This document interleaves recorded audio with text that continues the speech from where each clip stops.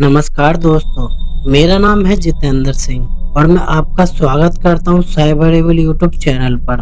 दोस्तों, इस चैनल पर हम आपके लिए लाते रहते हैं कुछ दिल दहला देने वाली रहस्यमय भूतिया कहानियां। तो चलिए सुनते हैं आज की कहानी को। बात उस समय की है जब मेरी पोस्टिंग पिथौरागढ़ के जंगली इलाके में थी। मैं उस छोटे से चौकी का इंचार्ज था। कुल मिलाकर उस चौकी में 5 लोग थे। बिजली की कोई सुविधा उपलब्ध नहीं थी। चौकी का कामधाम लालटेन और परंपरागत साधनों से चल रहा था। कामधाम सब ठीक ही चल रहा था। इलाका छोटा और गरीब होने के कारण कभी कभार ही कोई घटनाएं होती थी।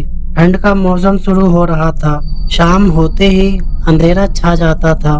पहाड़ी इलाका होने के कारण ठंड बहुत ज्यादा ही हो जाती थी। सभी चौकी के स्टाफ घर चले जाते। रात की ड्यूटी पर किसी एक स्टाफ की बारी आती थी। एक दिन की बात है, शाम का वक्त हो चला था। सारे स्टाफ घर जाने की तैयारी कर रहे थे, लेकिन जिसकी नाइट ड्यूटी थी वो अचानक किसी कारण से आज नहीं आ पाया था। समस्या बड़ी थी। कोई और स्टाफ में रुकने को तैयार नहीं हो रहा था, मना भी नहीं कर पा रहा था। यह सिचुएशन देखकर मैंने कहा कि मेरा घर पास ही में है और मैं अकेला भी रहता हूँ। आज मैं चौकी पर रुक जाता हूँ। बाकी के स्टाफ मेरी तरफ देखकर अचंभित रह गए। उन्हें मुझसे शायद ऐसी उम्मीद नहीं थी। मेरे समझाने पर वो सब अपने अपने घर चल पड़े। मैं भी रात को खाना खाकर वहीं चौकी पर बैठकर कुछ किताबें पढ़ने लगा। मैं अपनी नौकरी के साथ साथ कंपटीशन एग्जाम की तैयारी भी कर रहा था। करीब करीब रात के 11 बजे होंगे। मुझे कुछ गिरने की आहट सुनाई दी। मैंने सोचा कि कोई जानवर होगा, कुछ खास ध्यान नहीं दिया। लगभग आधे घंटे बाद मुझे किसी के चौकी में आने की आहट सुनाई दी। साथ ही पूरी चौकी किसी खुशबू से महकने लगी।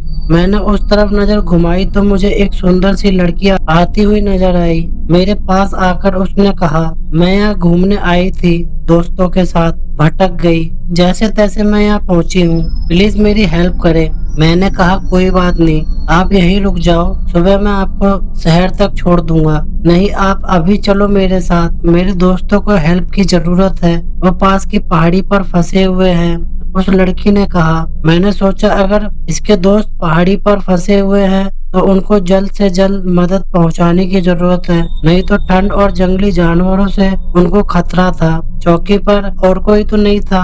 मैं उस लड़की के साथ अकेले ही पहाड़ियों की ओर चल पड़ा। उस इलाके से मैं अनजान था, पर लड़की के बताए रास्ते पर मैं चले जा रहा था। रात के अंधेरे और पहाड़ी रास्ते के कारण चलने में काफी तकलीफ हो रही थी, मगर चांदनी रात की वजह से थोड़ा सुकून था। चलते चलते हम एक सुनसान झोपड़ी के बाहर पहुँचे। लड़की ने बताया कि वो अपने दोस्तों के साथ इसी पहाड़ी में रुकी थी। शायद वो लोग इसी झोपड़ी में होंगे। मैं झोपड़ी के अंदर दाखिल हुआ। वहीं कोने में मुझे 4 लाशें दिखाई दी। उन 4 लाशों को मैं देखने लगा, पर ये क्या, उनमें से एक लाश उस लड़की की भी थी जो मुझे लेकर यहाँ आई थी। यह देखकर मैं सदमे में चला गया। मैं उस लड़की को देखने बाहर आया, पर वहाँ कोई नहीं था। तभी मुझे सुबह के न्यूज़पेपर की खबर का ध्यान आया। दिल्ली के 4 लोग पिथौरागढ़ की पहाड़ियों में घूमने आए मगर गुम हो गए। फिर अगले दिन हम सब ने मिलकर उन लाशों को कब्जे में लेकर पोस्टमार्टम के लिए भेज दिया और उनके परिवार वालों को खबर कर दी। पोस्टमार्टम से पता चला कि हार्ट अटैक की वजह से उनकी मौत हो गई थी, और 4 लोगों की एक साथ उलझन बनी रही। बाद में मेरा ट्रांसफर कानपुर में हो गया, मगर ये अनसुलझी पहेली अब तक मेरा पीछा नहीं छोड़ती कि सबकी मौत कैसे हुई।